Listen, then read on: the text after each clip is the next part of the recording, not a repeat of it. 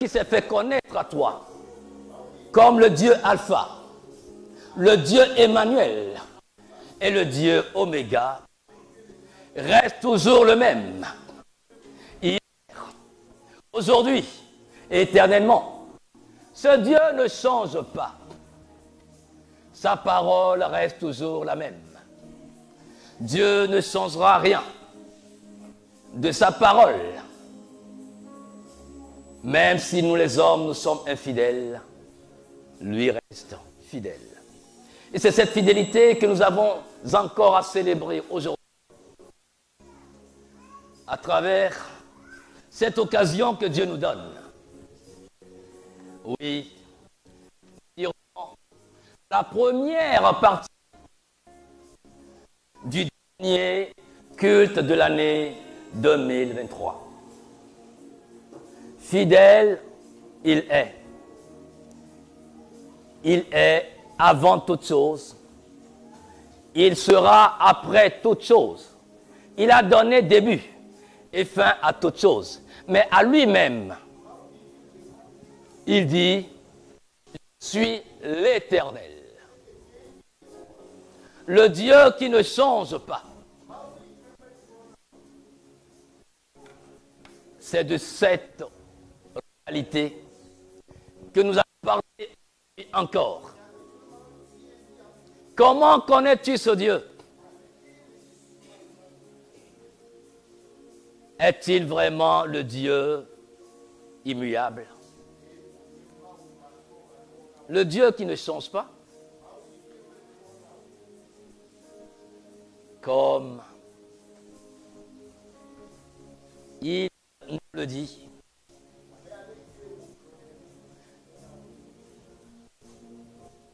Lorsque nous sommes dans la vie, nous devons comprendre que notre vie chrétienne n'est pas une vie déconnectée avec les réalités de tous les jours. C'est une vie qui est en interaction avec les hommes, avec les réalités que nous partageons avec tous les humains. Avec la seule différence que nous, étant positionnés comme lumière, nous devons darder, c'est-à-dire nous devons projeter les puissants et merveilleux rayons de Dieu sur notre entourage de tous les jours.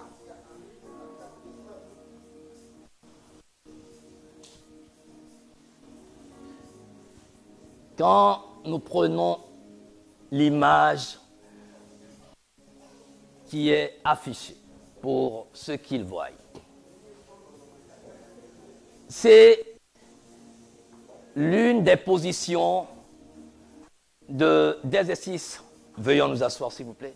L'une des positions d'exercice pour gérer les douleurs lombaires. Muscler le dos, muscler le bassin pour atténuer les douleurs dans le dos. Donc, la musculation joue un rôle dans la gestion des douleurs et pour éviter qu'on s'enivre tout le temps de médicaments avec leurs effets secondaires. Les spécialistes dans le domaine nous recommandent de faire des exercices physiques pour gérer les douleurs. Comme mon père avait l'habitude de me dire, les muscles non exercés s'atrophient. Et les efforts qu'ils fournissent diminuent. Il en va de même pour la foi chrétienne. Il en va de même pour nos relations de tous les jours. Vous allez vous rendre compte que les personnes avec qui vous êtes très proches, lorsque ces personnes quittent peut-être le quartier, et quittent la ville ou le pays, la relation n'est plus telle parce qu'on ne se fréquente plus, on ne se frotte plus l'un l'autre. Et que dire Lorsque dans un couple, l'un part en mission pour longtemps, ou on peut s'appeler au téléphone, tous les jours, mais il manque quelque chose, ce frottement.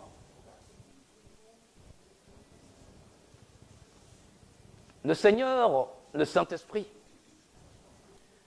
dit à travers la plume de l'apôtre Paul à Timothée, dans 1 Timothée chapitre 4, le verset 8, il dit, l'exercice physique a son utilité, mais c'est limité. S'attacher à Dieu, par contre, s'entraîner à vivre sa foi, voilà qui est essentiel. Cela te sera utile à tout et en toutes circonstances. En effet, l'attachement à Dieu détient à la fois les promesses pour la vie présente et celles pour la vie future. Dieu n'est pas contre le fait qu'on fasse des exercices physiques. Parce qu'il veut me voir, il veut te voir en pleine forme. Parce que ton corps étant le temple de son Esprit Saint, comme le dit le dicton, un Esprit Saint dans un corps bien portant. Et nous devons prendre en compte ces réalités pour ne pas négliger notre vie, pour ne pas dire notre hygiène de vie. Et autant que ça dépend de chacun d'entre nous. Défoulons-nous de temps en temps, faisons un peu de footing, faisons des exercices parce que nous avons besoin d'entretenir ce corps pour qu'il soit assez longtemps utile pour Dieu. La puissance de Dieu, certes, n'a pas besoin forcément du physique de la personne. Mais lorsqu'on est limité par le physique, on aurait bien voulu faire plus, mais on n'arrivera pas. C'est pour cela que vous devez faire attention à votre alimentation, à tout ce qui concerne votre vie. Parce que votre vie, ma vie, notre vie ne nous appartient pas. Nous devons l'entretenir. Ça veut dire que quelque part, Timothée, le jeune pasteur à Éphèse, à l'époque où le courrier, l'épître est adressé à lui, faisait du sport. Entretenait son corps. Je suis sûr que si ce matin, nous décidons de faire la louange pendant 1 heure non-stop, certains seront fatigués.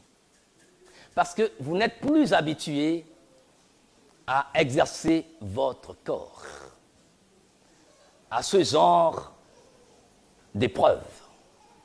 Vous devez, ne serait-ce que la marche, oui, entretenez ce corps. Ça vous fera du bien. Je parle en connaissance de cause. Je peux louer, danser pendant 3, 4, 5 heures sans interruption, avec mon âge. Mais certains jeunes qui font la moitié de mon âge ne peuvent pas le faire. Pourquoi? Je dis, parce que le manque de connaissance, Dieu le dit, n'est bon pour personne. Il dit qu'il faut muscler le corps, mais surtout muscler l'esprit. C'est pour cela qu'il continue pour dire que la promesse de la parole de Dieu est utile pour la vie présente et pour la vie future. Le thème sur lequel le Seigneur veut nous entretenir ce matin, c'est comment muscler sa foi dans le Dieu immuable. La foi se muscle.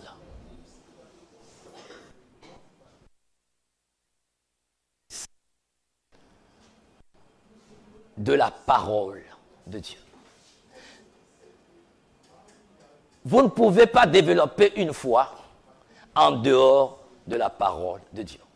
Parce que sa parole dit, la foi vient de ce qu'on entend. Et ce qu'on entend de la parole de Dieu. Et ailleurs, il dit, la foi est une ferme assurance des choses qu'on espère. et une démonstration de celle qu'on ne voit pas. Comment pouvez-vous démontrer ce que vous ne connaissez pas, ce que vous n'avez pas mis en vous? De l'abondance du cœur, la bouche parle. Dans la réserve que tu as faite, tu en puiseras pour chaque circonstance de la vie.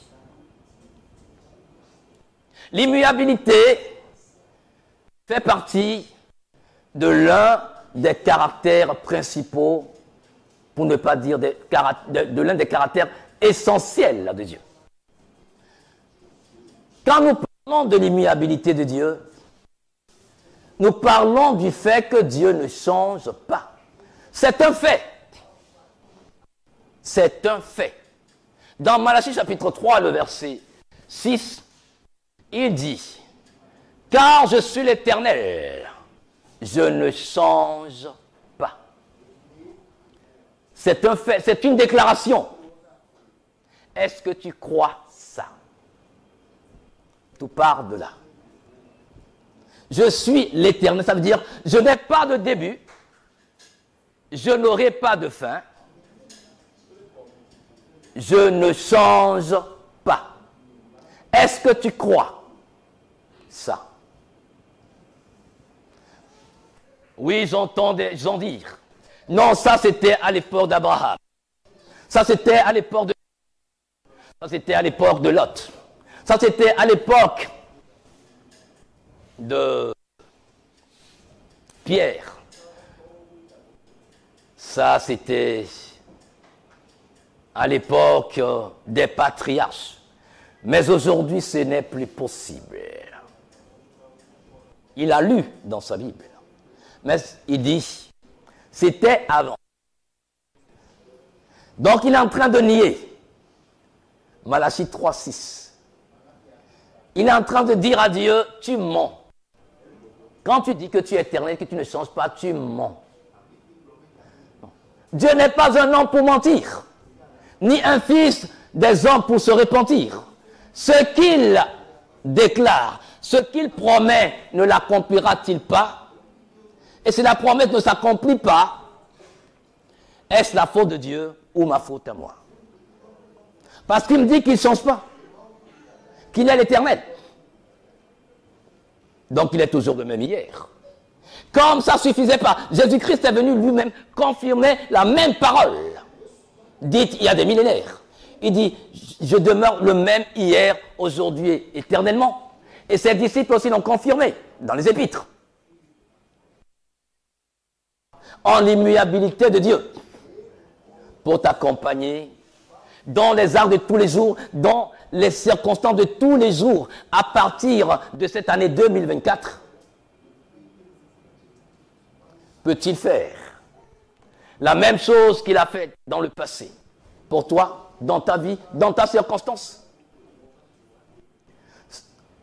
Quand il parle de son immuabilité, il dit, je ne change pas. Je suis égal à moi-même.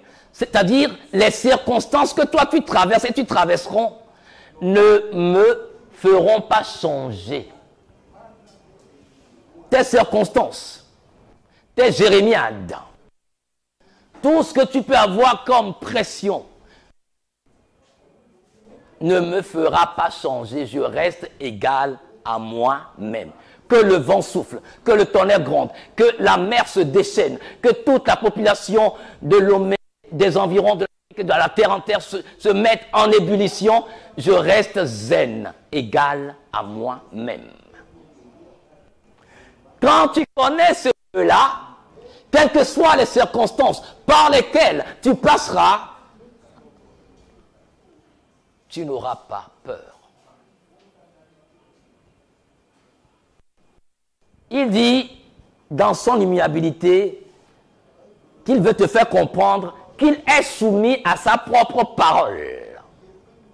Quand toi et moi, nous ne pouvons même pas rester fidèles à ce que nous avons déclaré, lui dit, ce que moi je déclare, je reste attaché à ce que je déclare, c'est-à-dire, je suis soumis à ma parole.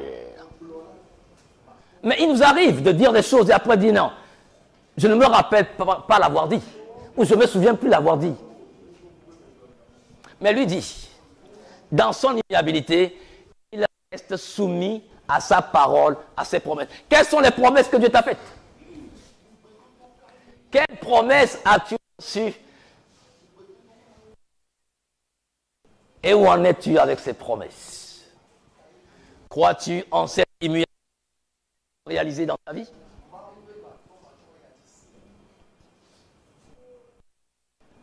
Dans son immuabilité, il veut te faire comprendre qu'il est fidèle à ses œuvres. Je suis fidèle à ce que j'accomplis. Donc, si je suis fidèle à mes œuvres, ça veut dire que dans les œuvres du passé, que tu as lu dans mes paroles ou dans ta Bible, j'accomplis encore les mêmes œuvres aujourd'hui parce que je suis le même hier, aujourd'hui et éternellement, et il n'y a pas d'ombre de variation, de changement dans mes œuvres. Et puisque tu fais partie de mes œuvres, ce que j'ai accompli hier, dans la vie des uns et des autres, je peux l'accomplir aussi dans ta vie, si tu peux joindre ta foi à la mienne. Car selon ma parole, il est dit, sur la déposition de 2 ou 3 témoins, toute affaire sera réglée. Je suis Dieu. Dieu te dit, je suis Dieu. Et moi, je t'ai dit que je suis fidèle à mes œuvres. Et tu fais partie de mes œuvres. Tu es d'ailleurs la plus accomplie de mon chef-d'œuvre. Si tu peux joindre ta foi à la mienne, ce qui s'est passé dans le passé, comme prodige, comme miracle, comme signe, peut s'accomplir encore dans ta vie. C'est pour cela qu'à travers Jésus-Christ, il t'a dit, si vous croyez en moi, vous ferez des œuvres plus grandes que celles que j'ai faites. Pourquoi? Parce que je m'en vais vers le Père. Et étant assis actuellement à la droite de Dieu le Père, j'intercède en ta faveur. Parce que j'ai tout accompli parfaitement. J'ai la certification de la part du Père et du Saint-Esprit, des 24 vieillards, des 4 êtres humains et de tous les anges que j'ai accompli une œuvre qui a satisfait les exigences de Dieu à tous égards. Crois-tu cela, mon frère? Crois-tu cela, ma sœur? À travers son immuabilité, te dit, je suis éternellement Dieu. Que tu te retrouves en prison, dans la mer, dans le feu, dans le dénuement total, moi je reste Dieu. Les hommes ont un début, auront une fin. Le monde a un début et aura une fin. C'est pour cela que dans ma parole, dans Apocalypse, je te dis que la terre entière sera roulée comme une natte. Parce que la terre a été créée. Mais moi, Dieu, je n'ai pas été créé. Donc, je comprime en moi tout ce qui est monde. L'immuabilité de Dieu. Tu en as besoin pour unifier, pour muscler ta foi en Dieu. Cette immuabilité qui voudrait que ce qu'il a été, il le soit encore. Et continue par t'accompagner donc. Comment peux-tu croire en Dieu si tu ne le connais pas? L'immuabilité de Dieu, la musculation de la foi, l'immuabilité de Dieu. Mon frère, ma soeur, voudrait que tu apprennes à le connaître. Tu ne peux pas croire en l'immuabilité de Dieu si tu ne le connais pas. Mais comment le connaîtras-tu si il ne se révèle à toi? Et si après s'être révélé à toi, comment le connaîtras-tu si tu ne cours pas et tu ne t'efforces pas pour le connaître? L'apôtre Paul dit, je fais une chose, oubliant les choses qui sont derrière moi. Et tendant avec effort, avec celles qui sont devant, je cours vers le but pour remporter le prix de la vocation céleste dans le Christ Jésus. Je cours. Comme il m'a saisi, je veux aussi le saisir. Donc, je lui cours après. À travers quoi? À travers sa parole. C'est sa parole qui est esprit et vie, par laquelle tout a été créé et tout subsiste. N'est pas en moi. Je ne peux pas croire parce que je dis, je peux croire en la sincérité d'une personne à travers les actes que la personne a déjà posés. Quand on me dira que cette personne a déjà fait ci, elle a déjà fait ci, elle a fait ça, elle a fait ça, quand on me confie à cette personne ou quand on me recommande à cette personne, je peux lui accorder un crédit de confiance parce qu'on m'a dit qu'il a déjà fait ci, ci, ci. Excusez-moi. Allez-vous vous laisser en réalité consulter par un médecin en qui vous n'avez pas confiance?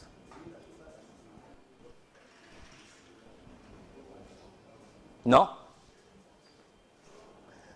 Donc, c'est que la personne a déjà, c'est quand vous êtes convaincu que c'est un médecin, donc au moins il sait de quoi il parle. Il a des preuves. Il a des œuvres qui étayent ces déclarations, ces diagnostics. C'est pour ça que quand il prescrit, tu peux prendre le produit, tu peux l'utiliser. Mais si tu n'as pas confiance en lui, il a beau prescrire, tu n'achèteras pas. Même si tu achètes, tu ne prendras pas le médicament. Donc si nous pouvons faire confiance aux hommes à travers leurs œuvres, pour dire, s'il a fait pour quelqu'un, s'il a été généreux pour lui, et on m'a dit qu'à chaque fois que quelqu'un va lui voir avec un problème, la personne ne repart pas vide. Au moins, il lui remet une enveloppe. Et si j'ai un problème, on me dit, mais va voir ce monsieur, je ne vais pas réfléchir. Par deux fois, je poserai la question seulement à la personne, est-ce que tu es sûr de la personne auprès de qui tu m'envoies? Et s'il me dit, mais non, je sais de quoi je parle. Il n'y a pas longtemps, la semaine dernière, j'ai envoyé telle personne vers elle, avec tel problème, il a résolu. C'est pas la dernière personne, j'ai déjà envoyé 5 ou 6 personnes qui sont revenues me donner un bon témoignage. Alors je dis, mais d'accord, les yeux fermés, je vais vers cette personne parce que ses œuvres rendent témoignage de lui. Est-ce que, à travers les œuvres de Dieu, tu peux te constituer une réserve de témoignage à sa gloire? Est-ce que tu peux croire en ce Dieu qui, des ténèbres épais, tellement épais comme quelque chose à couper au couteau, et que de ces ténèbres épais, dans ce désordre, dans un chaos total, que Dieu puisse faire jaillir la lumière. Au commencement, Dieu créa les cieux, la terre. La terre était informe et vide. Il y avait des ténèbres à la surface de l'abîme. Et l'Esprit de Dieu, dans ce chaos, dans cette désolation, dans ce vide, planait. Et Dieu dit que la lumière soit. Et instantanément, la lumière fut. Crois-tu que ce Dieu, qui est lumière, et partout il y a lumière, les ténèbres s'enfuient, peut aussi éclairer ta vallée de l'ombre et de la mort par laquelle tu passes en ce moment? Crois-tu que lorsque tu seras dans l'obligation de traverser la vallée de l'ombre et de la mort dans les mois, dans les années à venir, il sera encore cette lumière qui peut t'éclairer? Crois-tu en cette immuabilité?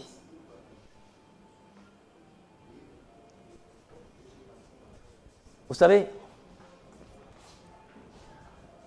aujourd'hui, la médecine a fait tellement de progrès. Et je rends grâce à Dieu pour la médecine. Mais croyez-vous que d'un homme de 100 ans, d'une femme de 90 ans, la médecine aujourd'hui peut susciter une descendance? Je ne nie pas les efforts de la médecine. Mais est-ce que à la date d'aujourd'hui, notre médecine, quelle que soit son évolution, peut faire concevoir naturellement, j'ai dit, s'il vous plaît, naturellement, une femme de 90 ans avec les spermatozoïdes d'un homme de 100 ans. Tu crois à la médecine? Hein? Qui n'a jamais été consulté par un médecin? Tu crois à la médecine et tu fais bien. C'est Dieu qui a mis en eux cette sagesse, cette intelligence pour développer des techniques de traitement à travers les plantes et autres pour notre bien-être de tous les jours. Gloire soit rendue à Dieu pour leur vie. Mais pourquoi est-il difficile pour toi de croire Dieu? Oh non, c'est parce que je vois les médecins. Mais je ne vois pas Dieu. La plupart des médecins qui sont dans cette salle et ailleurs dans le monde entier, certains sont peut-être des chrétiens, certains non. Mais les livres qu'ils ont utilisés de la première à la 7e année et les livres qu'ils ont utilisés dans leur spécialisation, connaissent-ils tous les auteurs de ces livres de médecine? Et pourquoi alors ils ont étudié leur théorie, leur théorème pour devenir des médecins aujourd'hui? Tu vois que tu n'as pas de raison. Je n'ai pas de raison de ne pas croire en Dieu. 90 ans. Une femme hyper ménopausée. Dans la société israélite, à partir de 30 ans, on te considère comme un homme, une personne responsable. Donc, de 30 ans au-dessus, ils étaient 600 000. Maintenant, de 30 ans à 0 ans. Et la parole précise 600 000 hommes de pied sans compter les femmes. Donc, j'estime que c'est une population qui doit avoisiner les 2 millions, qui est sortie de l'Égypte. Et pour que cette population puisse avoir une journée à traverser la mer Rouge, je crois que Dieu a dû ouvrir une autoroute à plusieurs voies, très large, pour que eux et leurs animaux puissent passer. Tu as le Saint-Esprit en toi, mon frère, ma soeur. Est-ce que tu peux comprendre ça? Quand j'étudiais, je voyais le Seigneur, le Saint-Esprit. Parce que l'un des symboles du Seigneur, le Saint-Esprit, c'est le vent. Il dit, son vent souffla toute la nuit. Donc, le Saint-Esprit était devant. Il ouvrait la voie. Et à chaque fois qu'il faisait un pas sur la mer, sur les eaux de la mer, sur les vagues éclaboussaient et se solidifiaient à droite et à gauche, formant un mur de protection, une haie de célébration de la puissance de Dieu. Peux-tu voir Dieu marcher dans ta situation aujourd'hui et dans les jours à venir? Peux-tu voir ses pas? Peux-tu entendre ses pas? Oui. God will make a way where it seems to be no way. God will make a way where it seems to be no way. He works in ways we cannot see. He will make a way for me. He will be my God. Hold me closely to his side with love and strength for each new day. He will make a way. He will make a... Je crois que l'auteur de ce cantique avait entrevu en lisant ce passage la puissance du Seigneur l'Éternel lui-même qui marchait devant son peuple pour lui ouvrir la voie. Alors il dit oui. Même si aujourd'hui je sens comme un mur me barrer la voie, Dieu ouvre la voie pour moi. Est-ce que tu crois en cette immuabilité de Dieu pour accomplir ce miracle dans ta vie, aujourd'hui et dans les jours à venir? Et c'est ainsi que son peuple est passé à sec. Les pieds se sont allongés, voyons. Comment Dieu a fait? Les pieds se sont allongés. Et ils ont pris de la stature. Ils ont grandi.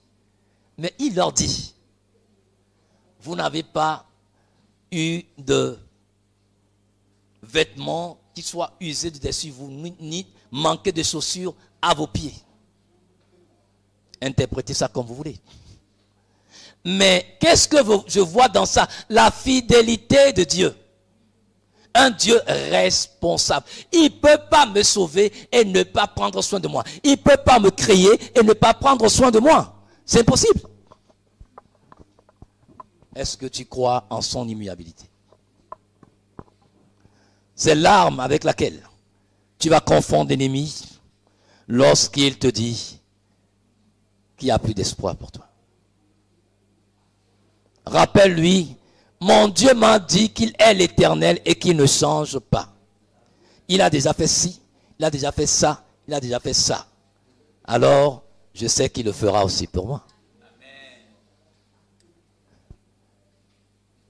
Vous savez, pour creuser un puits dans un désert, il faut un matériel adéquat. Parce que ce sont des puits avec des profondeurs vertigineuses. Les hommes le font et des fois ne trouvent même pas d'eau. Et Dieu, ton Dieu, lui, fait jaillir de l'eau, pas de la terre désertique. Ce n'est pas un geyser, non. D'un rocher, il fait jaillir de l'eau. Oh, frère Ézéchiel, toi aussi, quand même. Et tu crois ça? Ce sont des histoires bibliques. Ce sont des faits bibliques. Mais j'ai cru en la parole qui a été faite chair et qui a habité parmi les humains, pleine de grâce et de vérité. Moi, j'ai contemplé sa gloire, celle du Fils unique venu de la part du Père. C'est cette parole qui a fait de moi ce que je suis aujourd'hui. C'est elle qui a accompli en moi les merveilles que vous voyez, que vous entendez aujourd'hui. Je ne peux pas croire une partie de la parole, ne pas croire l'autre. Ça veut dire que je crois que Dieu est alpha, mais qui n'est pas Emmanuel. Ça veut dire que je crois que Dieu est alpha, mais n'est pas oméga. D'un rocher. Il dit, d'un rocher, il fait jaillir de l'eau. Quelle est cette sécheresse dans ta vie? Quelle est cette sécheresse dans laquelle, ce désert que tu traverses? Et dans ce désert, Dieu ne peut pas t'abreuver. Ou tu refuses de t'abreuver du breuvage que Dieu te propose dans ce désert. Attention. Dieu peut te proposer son breuvage qui n'est pas de ton goût. Et tu peux refuser ce breuvage. Ce n'est pas que Dieu ne peut pas t'abreuver. Son breuvage, c'est sa parole. Quand dans tes mains, oui mais, tu es en train de dire à Dieu, ce breuvage que tu me proposes, dans ce que je traverse actuellement, ta parole là ne peut plus fonctionner ou ne peut pas fonctionner. C'est au temps de l'Ancien Testament. Seigneur Jésus-Christ, soyons sérieux, nous parlons du Nouveau Testament là. Il t'a dit, je ne suis pas venu pour abolir l'Ancien Testament, mais pour accomplir ce qui a été écrit dans l'Ancien Testament. Mais les Écritures sont dans les... On n'a pas besoin de faire une école de théologie, d'avoir un doctorat en théologie pour le comprendre. Il le rend assez simple pour le plus docte des êtres humains.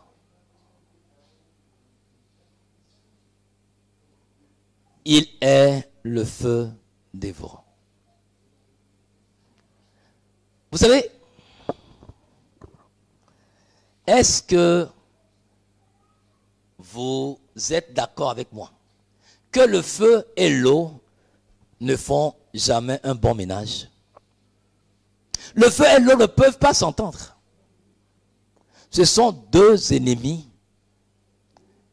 qui se détestent farouchement. Face à l'eau, qu'est-ce que le feu fait? Le feu s'éclipse. Le feu s'éteint. Le feu s'enfuit. Mais le feu dévorant, le feu de Dieu, ton Dieu qui est un feu dévorant, face à lui, les grandes eaux qui peuvent te submerger s'enfuient. Oh, rappelle-toi lorsque Élisée s'est retrouvé plutôt avec les 450 prophètes de Baal et les 400 prophètes de Astarté. Eh oui, je ne vais pas te le rappeler, tu sais, tu connais cette histoire. C'est la première fois de l'histoire de l'humanité que le feu a absorbé l'eau.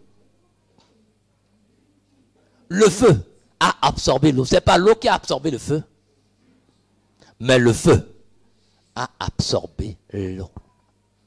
Et sa parole dit de toi qu'il a fait de toi une langue de feu. Et sondons les Écritures, mes frères, mes sœurs en Christ. Sondons les Écritures. Vous ne serez pas ébranlés lorsqu'on vous menace. Lorsque vous passez par certaines situations, vous serez tranquille, vous serez égal à vous-même parce que vous avez une réserve. Une réserve de promesses, une réserve de confiance dans la parole de Dieu. Il est immuable, il ne change pas. Sinon, tu risques de vivre les mêmes réalités qu'il y a des années. Quel argument as-tu face aux épreuves, face à Satan, à ses démons?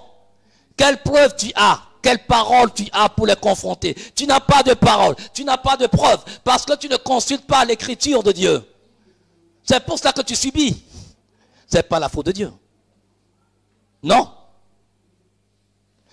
Le jour où tu commenceras par aimer la parole de Dieu, par en faire une passion, je t'assure, tu seras l'homme, la femme la plus heureuse, le plus heureux du monde. Je t'assure, je te parle en connaissance de cause. Et quelles que soient les situations, tu as toujours un ou deux, trois, quatre passages pour citer. N'est-ce pas toi qui as fait, n'est-ce pas toi qui as fait, n'est-ce pas toi qui... Alors Seigneur, glorifie ton nom. Il le glorifiera. Pourquoi? Parce qu'il dit qu'il a exalté sa parole au-dessus de toutes choses. Ça veut dire, quand je vous dis, dans son immuabilité, Dieu est soumis à sa parole. Il dit, j'ai exalté ma parole au-dessus de toutes choses. Ça veut dire que même au-dessus de moi-même, ma parole me contrôle. Si sa parole le contrôle, pourquoi est-ce que toi tu dis que tu es issu de lui et que sa parole ne peut pas contrôler ta vie? Hein? Dieu se soumet à sa parole. Et toi qui dis que tu es issu de Dieu, tu ne peux pas te soumettre à la parole de Dieu? Ne laisse pas l'ennemi t'abuser. Non. Quand tu commences tes exercices de musculation, ce n'est pas le premier jour que tu as des muscles, que tu as du tonus. Il faut le faire chaque jour. Chaque jour. Muscler sa foi dans les promesses de Dieu. Oui. C'est le feu des feux. Eh oui. Lorsque lui, le feu dévorant, rencontre des feux, les autres feux doivent se glacer et se climatiser. Ah oui, ton père climatise le feu. Il a fait pour Dan et pour Michel. Ananias, Azaria, en Babylonie. Nebuchadnezzar qui dit, mais n'avons-nous pas jeté 3 hommes dans la fournaise ardente? Il dit, mais moi j'en vois 4 là. Et le 4e a l'aspect d'un fils de Dieu. A-t-il une fois vu un fils de Dieu? Oh, Dieu va ouvrir l'entendement, les yeux à la connaissance, à tes ennemis, à ceux qui s'élèvent contre toi parce que tu es chrétien. Ceux-là, Dieu leur ouvrira les yeux pour qu'ils rendent un témoignage. Tu es fidèle à Dieu. Le tout dépend de toi. Le tout dépend de ta confiance en Dieu.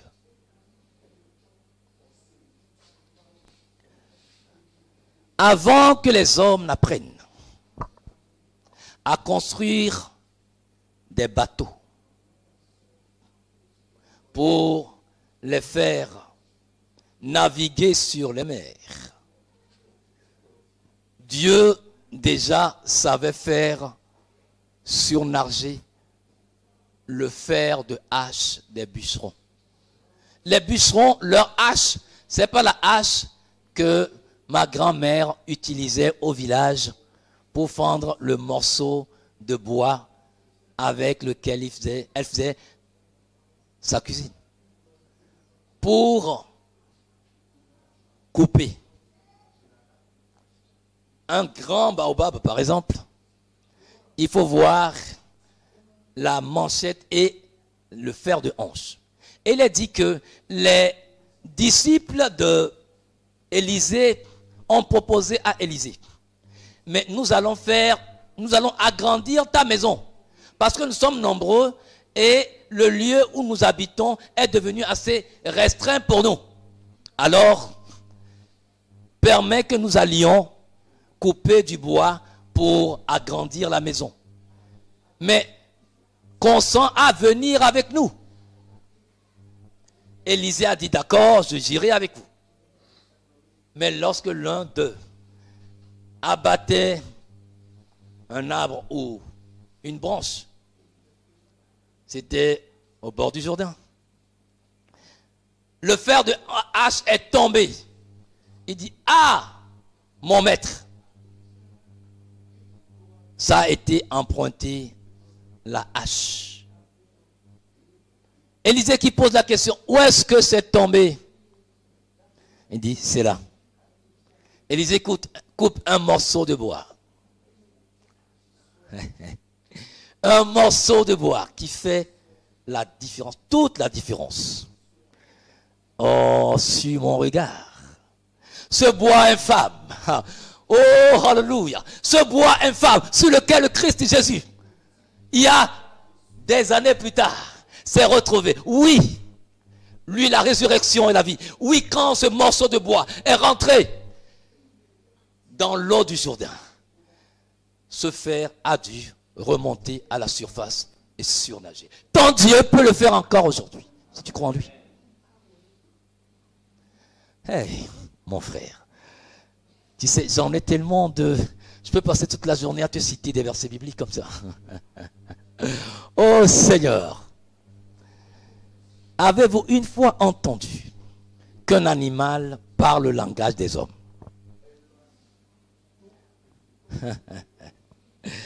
Soit ce soit dans les dessins animés, ça. Sinon jamais. Jamais. Mais lorsqu'il a plu à Dieu, quand son prophète, Balaam, à cause des promesses de biens matériels et financiers que Balak lui a faites, a voulu passer outre l'ordre de Dieu pour aller maudire Israël. Alors que quand il avait demandé la permission à Dieu, Dieu lui a dit, tu ne vas pas le faire. On lui envoie une deuxième ambassade pour lui dire, non, je vais te rendre riche. Que personne t'empêche de venir et de jouir des richesses que je vais te donner, toi, Balaam. Il retourne encore vers Dieu pour dire, mais Dieu, est-ce que je dois aller avec eux? Mais tu m'as déjà demandé, je t'ai dit non. Même s'ils reviennent une troisième, une quatrième fois, j'ai déjà dit non.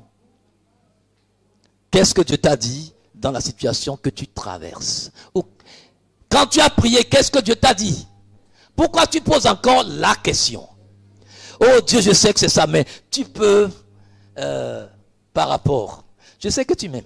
Bon, donc par rapport à cet amour, par rapport, et tu sais, si tes versets bibliques, mais tu es compatissant. Oui, trouve-lui des versets. Mais, qu'est-ce qu'il t'a dit? Si tu as déjà dit non, il ne reviendra pas là-dessus. Pourquoi il a dit non? C'est ce que tu dois comprendre. C'est ce que tu dois comprendre. Oh, pas bon. Bon, c'est hier qu'il a dit non. C'est vrai, il était fâché. Mais bon, aujourd'hui, je décide de faire la louange et l'adoration pour réjouir son cœur. Et puis le soir, je vais lui demander encore. Il te dira toujours non. Parce qu'il a dit, tu n'as pas connu les raisons pour lesquelles il a dit non. Donc, c'est pas ta louange qui va faire qu'il va changer d'avis. Balaam a eu la meilleure expérience que son âne puisse parler avec lui. Mais je rends grâce à Dieu parce qu'au moins on a une preuve que l'impensable peut provenir de la part de Dieu. Crois-tu que dans la situation que tu traverses, Dieu qui se tait, se taira toujours si tu restes fidèle à lui? S'il peut faire parler un âne, c'est qu'il n'a pas encore dit son dernier mot dans la situation que tu traverses, si tu restes fidèle à lui. Alors laisse-le le temps. Et dans l'humilité, apprends à ses pieds.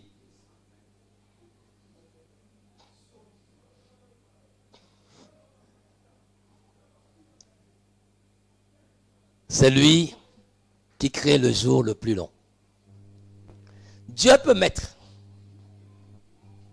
24 heures, 48 heures, 72 heures, une semaine, une année dans 24 heures. Lorsque Josué était face aux ennemis d'Israël, parce que étant sur un terrain étranger et n'ayant pas l'avantage, lorsque la nuit tombera, il a dit au soleil, soleil, arrête-toi là. Ne te dépêche pas d'aller te coucher. Parce que je ne maîtrise pas le terrain. Mais dans la journée, j'ai de l'avantage sur eux. En attendant que je finisse avec ces ennemis-là, toi, soleil, tu n'as pas le droit d'aller te coucher même si tu as sommeil. Oh, ça c'est au temps de Josué. Josué n'avait pas le Saint-Esprit habitant en permanence en lui. Rappelle-toi, est-ce que tu consultes les Écritures? Il est dit que dans l'Ancien Testament, l'Esprit venait se poser sur les gens. Il prophétisait et l'Esprit repartait. Quand le besoin se fait sentir, l'Esprit vient encore se poser sur la personne prophétise et l'Esprit s'en va encore. L'Esprit était donné avec mesure par rapport à chaque situation. Mais aujourd'hui, 1 Corinthiens 3,16 te dit que tu es le temple de Dieu et que l'Esprit de Dieu habite, a fait sa demeure en toi. Et au temps de Josué, Josué a dit au soleil, tais-toi, tiens-toi tranquille, immobile, ça c'est fait. Et aujourd'hui, ça ne peut plus se réaliser. Parce qu'entre-temps, Dieu a voyagé. Entre-temps, Dieu a changé. Entre-temps, Dieu a vieilli. Entre-temps, Dieu a perdu ses forces. Je n'en sais rien. C'est à toi de reprendre. Tu réponds à cette question. Faites encore 6 tours. Maintenant, vous devez faire 6 tours. Oh Dieu, quelle punition, toi aussi. Il faut voir déjà ce qu'on a déjà subi. Du premier jour au 6e jour, on a fait un tour. Maintenant, aujourd'hui, au 7e jour, tu dis de faire 6 tours. Quand même, Dieu, aie pitié de nous dans ta bonté. Selon ta grande miséricorde, efface nos transgressions, Seigneur. Et ils ont fait. Il dit au 7e tour, quand les sacrificateurs vont sonner la trompette, pousser des cris, les murs se sont écroulés et le peuple est allé devant lui. Ah oui. Des fois, la parole de Dieu peut paraître pour nous, excusez-moi, entre griffes, grossière et irréfléchie par rapport à notre petite intelligence. Parce que si j'étais parmi ces gens en ce temps-là, je pouvais aussi me dire, mais moi je n'ai pas compris ça. C'est-à-dire, oui, c'est face à un mur, bon, soit on a du matériel, mais on n'a pas de matériel. Bon, tu as le Dieu de miracle, fait écrouler, pourquoi est-ce que nous devons faire 6 tours, 7 tours le 7e jour? Fais sans poser des questions, si c'est ce que la parole de Dieu dit. On peut se moquer de toi. Fais sans te poser des questions. Est-ce que tu peux croire qu'une jeune fille qui n'a pas eu de relation sexuelle, une jeune fille vierge, s'il te plaît, peut tomber enceinte? Oh non, ça c'était le temps de Marie et de Joseph là. Aujourd'hui, non. Mais oui, mais, excuse-moi. Dieu, j'attends un enfant. Bénis-moi avec un enfant. Au moins un seul. Au moins une seule enfant. Mais Dieu, honnêtement, le temps de Sarah, d'Abraham est passé. Le temps de Marie aussi est passé. Je ne crois plus. Est-ce que tu crois? Quand toi-même tu pries et dans ta pensée tu détruis ce que tu as déclaré. La plupart du temps ça ne marche pas, c'est à cause de ça. Nos actes viennent détruire ce que nous avons déclaré. Au nom de Jésus, je dis, je déclare, je décrète. Et puis tes actes, tes propos après montrent que tu n'avais pas la foi en disant cela. C'est vrai. C'est pas la faute à Dieu, c'est pas Dieu qui a été infidèle. Et dit par les vertus du Saint-Esprit, Marie est tombée enceinte. Et ce Saint-Esprit est en toi aussi aujourd'hui. Donc cet esprit crie en toi et veut enfanter pour Dieu des peuples et des nations. C'est pour ça qu'il a dit d'aller vers les nations. Mais tu es là sur place. Tu ne bouges pas. Dieu est enceinte. Le corps de Christ doit porter la grossesse de Dieu pour enfanter des peuples et des nations en allant vers les peuples et les nations.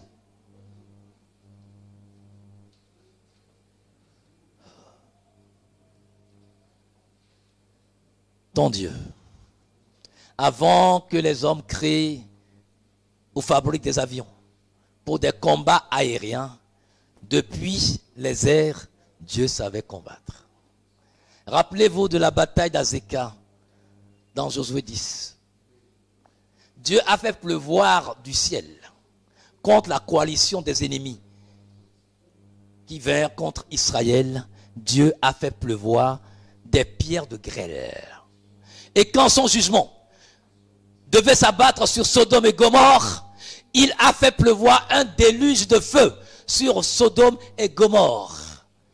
Et aujourd'hui, selon ce que sa parole a dit, que de ce territoire de Sodome et de Gomorrhe, il ne germera point d'herbe.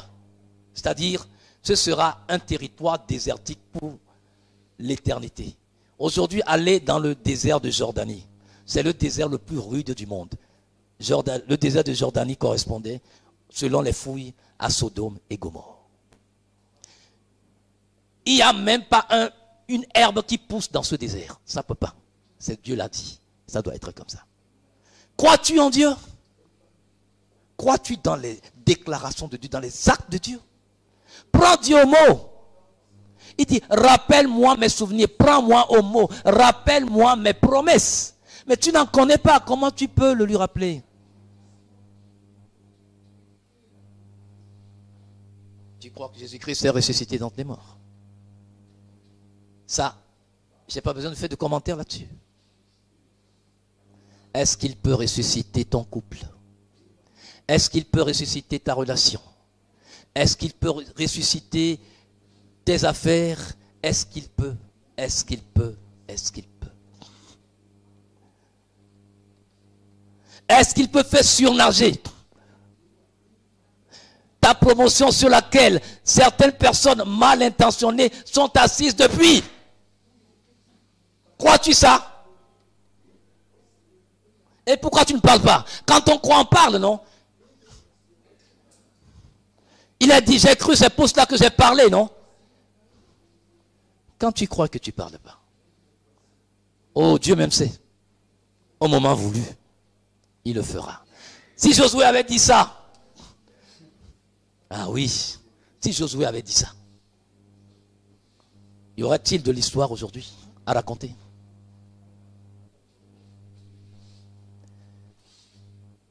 Certains d'entre vous ici, vous êtes baptisés dans le Saint-Esprit.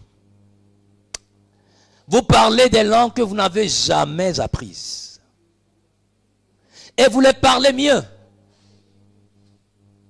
L'apôtre Paul dit, je parle en langue plus que vous tous. Ça veut dire que dans le culte privé, il peut passer des heures à parler en langue, à chanter en langue, à prophétiser en langue, à faire des déclarations en langue. C'est une promesse qui est faite à l'église de Jésus-Christ. Prie pour recevoir aussi ce baptême dans le Saint-Esprit. Laisse-toi baptiser dans le Saint-Esprit. C'est un droit que Dieu t'a réservé. Oui. Quand je veux parler dans la langue de Molière, une langue que j'ai apprise, je dois réfléchir à chaque chose que je vais dire. Surtout en français avec les articles de la et de le, là, tu risques de Banzia. Donc, à chaque fois, je suis... c'est-à-dire, il faut que je réfléchisse à ce que je suis en train de dire. Mais quand je veux parler en langue, je ne réfléchis pas. Je ne réfléchis pas. Qui sont ceux qui parlent en langue ici? Dites-moi, est-ce que vous réfléchissez pour parler en langue? Vous ne réfléchissez pas. C'est naturellement que ça vient. Par l'esprit. Et c'est une langue que vous n'avez pas apprise. S'il peut faire ça, qu'est-ce qu'il reste que Dieu manque de faire dans ta vie, mon frère, ma soeur? Peux-tu lui faire confiance? Je voudrais que tu te lèves ce matin et que tu lui dises, je veux faire confiance en ton immuabilité. Tu m'as dit que tu es l'Éternel et que tu ne changes pas. C'est avec cette assurance que je vais rentrer dans la nouvelle année 2024.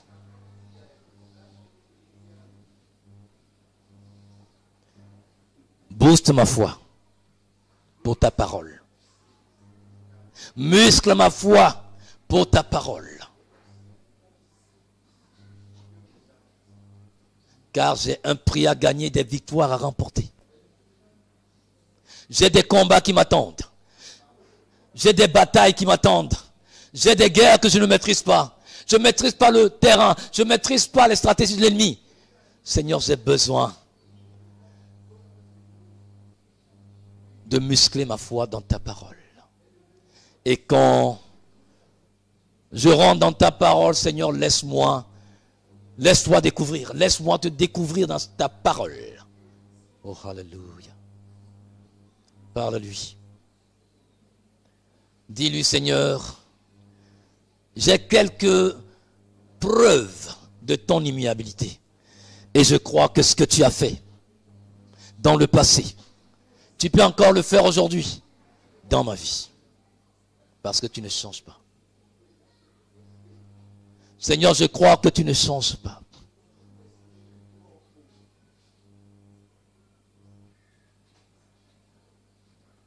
Yesterday is gone.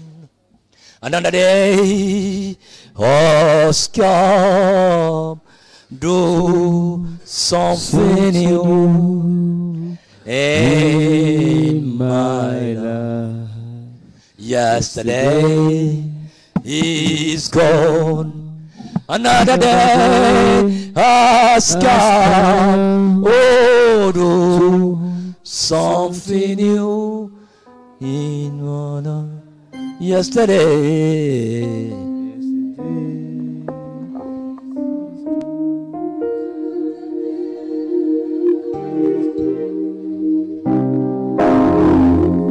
sorti Dieu.